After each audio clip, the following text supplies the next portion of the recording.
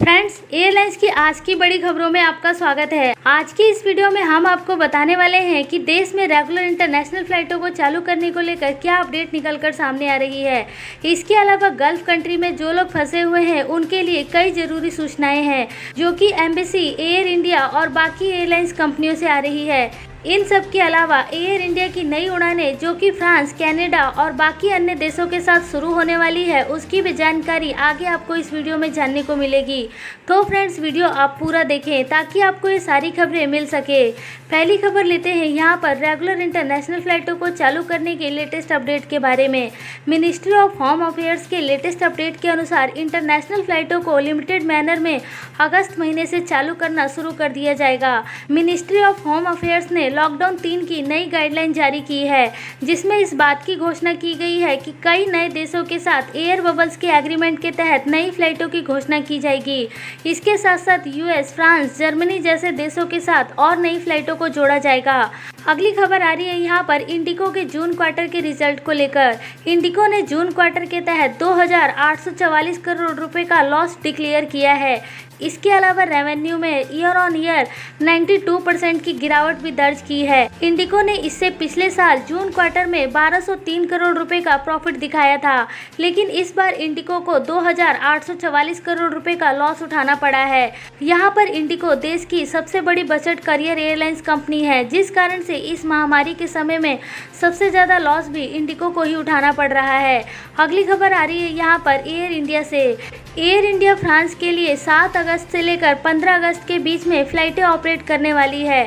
इन सभी फ्लाइटों की booking air India की वेबसाइट से जाकर आप कर सकते हैं। एयर इंडिया इन सभी फ्लाइटों की बुकिंग 29 जुलाई की बीते रात से शुरू कर चुकी है। एयर इंडिया की वेबसाइट के अलावा इन फ्लाइटों की बुकिंग एयर इंडिया की बुकिंग ऑफिस और एयर इंडिया के ऑथोराइज्ड ट्रैवल एजेंट के माध्यम से भी की जा सकती है। अगली खबर आ रही है कनाडा के लोगों के लिए। जो लोग भी कनाडा में फंसे हुए हैं या कनाडा जाना चाहते हैं, उनके लिए air India online ticket booking का ऑप्शन लेकर आ चुकी है, जिसकी बुकिंग 29 जुलाई को शाम के 8 बजे से शुरू हो चुकी है। एयर इंडिया की ये फ्लाइट 4 अगस्त से लेकर 17 अगस्त के बीच में चलने वाली है, जैसा कि स्क्रीन के ऊपर आपको दिख रहा होगा। एयर इंडिया की इन फ्लाइटों की बुकिंग आप एयर इंडिया के बुकिंग ऑफिस या फिर ऑथराइज्ड ट्रैवल एजेंट के माध्यम से भी करा सकते हैं। इसके अलावा फ्रेंड्स, यहाँ पर मिनिस्ट्री ऑफ सिविल एविएशन की तरफ से एक लेटेस्ट ट्वीट आई है, जिसमें ये बताया गया है कि यदि ट्रैवल एजेंट आपसे एयर इंडिया की फ्लाइट का किराया ज़्यादा वसूल कर रहे हैं तो आप इनकी कंप्लेंट स्क्रीन पर आ रहे ईमेल एड्रेस पर कर सकते हैं।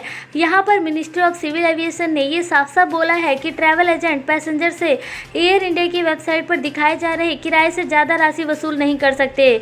इसके लिए एयर इंडिया ने भी अपने सभी ट्रैवल एजेंट को ये चेतावनी दी है कि वे यहाँ पर पैसेंजर से टिकट प्राइस से ज़्यादा राशि वसूल ना करें।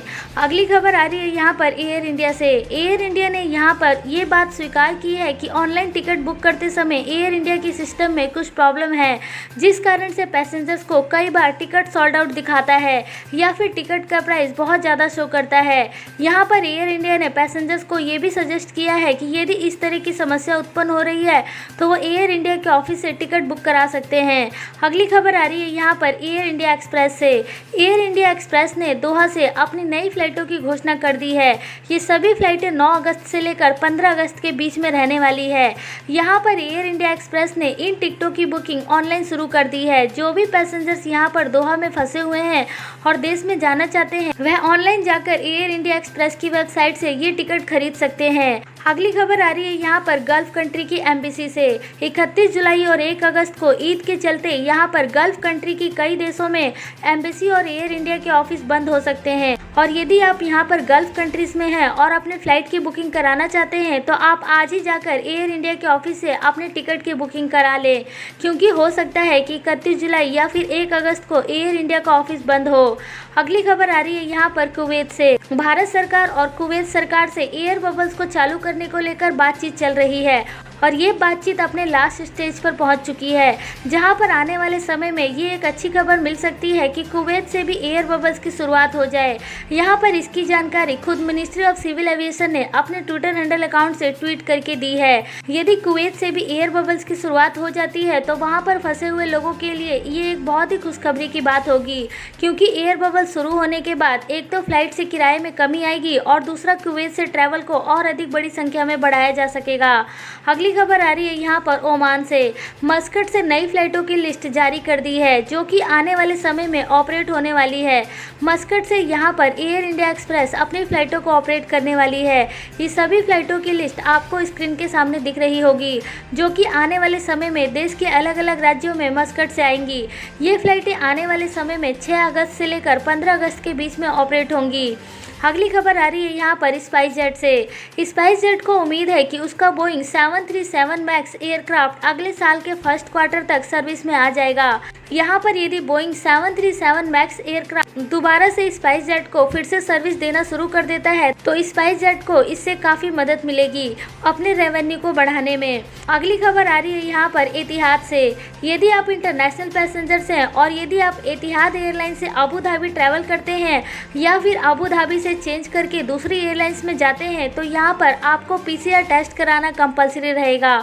PCR टेस्ट 96 आवर्स पहले का होना जरूरी है और वह भी अप्रूव्ड क्लिनिक से टेस्ट कराया हुआ होना चाहिए। अगली खबर आ रही है यहाँ पर हांगकांग से। जो लोग भी हांगकांग से ट्रैवल करना चाहते हैं वहाँ से भारतीय एयरलाइंस कंपनियों को अभी भी परमिशन नहीं दी जा रही है। यहाँ पर हांगकांग की सरकार ने कई देशों की लिस्ट बना रखी है जहाँ से हांगकांग ने अभी तक फ्लाइटों को परमिशन नहीं दिया है। उस लिस्ट में भारत का नाम भी शामिल है जिस कारण से अभी यहाँ पर हांगकांग से आने वाले समय में भारत की उड़ानें शुरू नहीं हो पा रही है। भारत देश लगातार हांगकांग की सरकार से बातचीत कर रहा है कि जल्दी से जल्दी भारतीय एयरलाइंस कंपनियों को वहां पर उड़ने की परमिशन दी जाए। एक जरूरी सूचना फ्रेंड्स, यहाँ पर एयर इंडिया एक्सप्रेस ने वंदे भारत मिशन 5 के तहत ऑपरेट होने वाली अपनी सभी फ्लाइटों की लिस्ट वेबसाइट के जरिए जारी कर दी है। उसका लिंक आपको वीडियो के डिस्क्रिप्शन बॉक्स में मिल जाएगा। यदि आप एयर इंडिया एक्सप्रेस की ये सभी फ्लाइटों की लिस्ट देखना चाहते हैं तो आप नीचे दिए गए डिस्क्रिप्शन लिंक पर जाकर विजिट कर सकते हैं।